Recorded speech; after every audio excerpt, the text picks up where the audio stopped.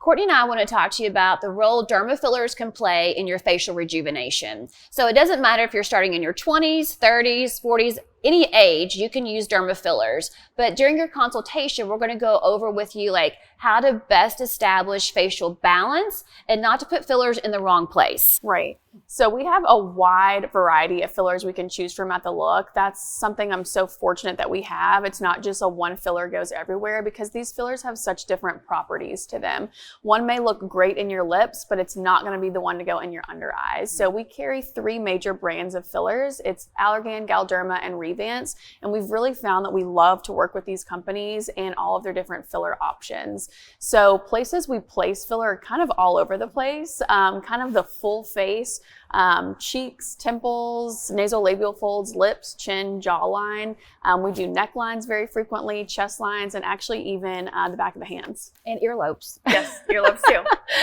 So if you come in for a consultation and let's say the nasolabial fold and the marionette bother you the most, well, we're going to talk to you about why that is and go over the AJ process with you. Because if you just do the nasolabial fold, you're going to have that look of yesteryear, which no one really likes because it was overfilled in the lower face. So now we know through a lot of education and experience that adding volume in other places may be what's best for you. Yep. So when you come to a consultation with us, just expect, even if you come in with an idea of where you want your filler, it's our job to tell you, is that right for you? Is the filler you want right for you? Because like Haley said, it may be that it's actually another area of the face that's actually causing the problem. Yeah. And I think what we specialize in the most at the Look is, let's say you've had a bad experience. You're worried that you're going to look like someone that you don't want to look like, or you're going to look overfilled. It's our job to tell you maybe you don't need it or you need it in a different place. So use our expertise and our experience in letting you know what's going to work best for your facial proportion. Something that we really focus on, and especially in our filler consultations, is the rheology of these different fillers. So that kind of refers to all these fillers have different personalities. So not one syringe is going to be able to cover every single area of your face because they're all so different and they shine in different ways. So Haley's going to discuss why we may pick certain fillers for different areas of the face and body. Yeah, so some fillers are meant to be thicker and firmer and give you more like what we call G-prime or lift capacity. And some are going to be super stretchy for around the lip area. So if you come in, it's like, hey, I got an issue with my cheek area and also my lip area, they're not going to be the same filler. Something that we're going to discuss with you in a filler consultation is the different properties that all of the fillers that we have can offer. So what we refer to this as is the rheology of these fillers, which essentially means that they all kind of have different personalities. Some may be thicker, some may be thinner, some may pull more water, some are just skin hydrators. So Haley's going to talk about why we may pick different fillers for certain areas of the face. Well, some fillers are just meant to be like more like harder fillers for like lifting of the cheek area. And some fillers are meant to be real thin to give you a lot of movement. They're real stretchy fillers for around the mouth area. And some, like you said, Courtney, are just skin hydrators like Skin V, which we call skin boosters. They just boost the hydration level of the skin. So we're going to ask you a series of questions to figure out like, what is it that bothers you? And we're going to match the filler to the area of we're going to diagnose an area of your face that needs treatment and place a filler for that treatment. Yeah, so something that we like to say is, sometimes people will come in and they just want one syringe for their whole entire face, but the filler that's going to go in your cheeks should not ever be the filler that's going to go on your lips. You would probably not like us at the end of the day if we did that. So just expect, if you have different areas that you want to treat, be prepared to have different syringes. They could be from different brands, different companies, but what we're going to do is we're going to pick the filler that's best for you dependent on your skin type, the amount of fat you have in your face, the age, and just what your overall goal is.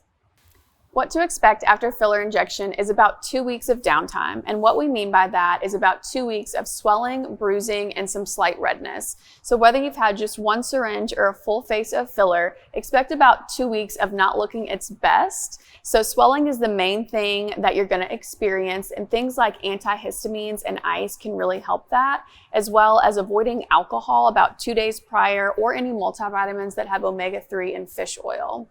We ask that you don't wear makeup for 20 24 hours after injection, or at least for the remainder of the day after we inject you. So the next morning, you're fine to put on makeup if you have any bruising or a little bit of redness. The other things that we ask is that you just don't travel or really do like international flights or big flights for at least 1 to 2 weeks after. This can increase the swelling and the downtime. Another thing that we want to pay attention to is that you don't have dental work, and that's either 2 weeks prior or 2 weeks after your filler appointment. This can increase the risk for infection. During your consultation process, if Julia, Courtney, and I suggest 5 syringes, don't be intimidated by that. Or if we walk in with a big tray of a lot of syringes, it's okay, because 5 syringes is actually it's a teaspoon of filler. So I think a lot of times we tell patients, like, would you be okay with us just putting 1 little teaspoon of filler for your whole entire face? Most people say yeah, and then when we say that's 5 syringes, it's really surprising. So these syringes are pre-packaged, and they're just 1 cc or 1 ml per syringe, which isn't a lot to cover a full face. If you're coming in for just lips, sure, that's probably great with 1 syringe. But if someone really has anti-aging that they want to cover, we really need to go in a little bit heavier handed. I want you all to understand, though, that our job is to make you all look natural and never overdone. So even though we may suggest multiple syringes, just know that we never want you all to look like you've had filler done. It actually would be, something I don't want to hear if your friend came up to you and was like, oh my gosh, where do you get your filler done? Because I really don't even want it to look detectable. facial aging can be seen sometimes in your 30s and 40s, but it actually starts in your 20s. So we want to go over all the ways that you can combat aging. We're not here to make you look 20 years younger. I always say we're here to make you look like the best you can at the age that you're in. Yeah. So some people come in and they may just want to get one area done. Lips are definitely the most popular, but our job in your consultation is to go over your whole face, what we call, we do this and it's called facial rebalancing. So if you're constantly coming in for 5 years and you're just doing your lips over and over and over again, it kind of gets overdone, and there's other areas that are going to be aging in your face. A really popular area that we do is cheeks. Cheeks are kind of the shelf that holds everything up. They kind of get a bad rap because if they're overdone, don't look great. And people are scared that certain areas are going to make them look like they've gained weight. But our job is to look at you as a whole. Some people may come in and we actually may suggest they get their temples done, which is something that most people have never even heard of. But our job is to look at you and really figure out where you've had like these thinner fat pads occur or where you're really seeing aging, so we can really create an overall balanced look for you.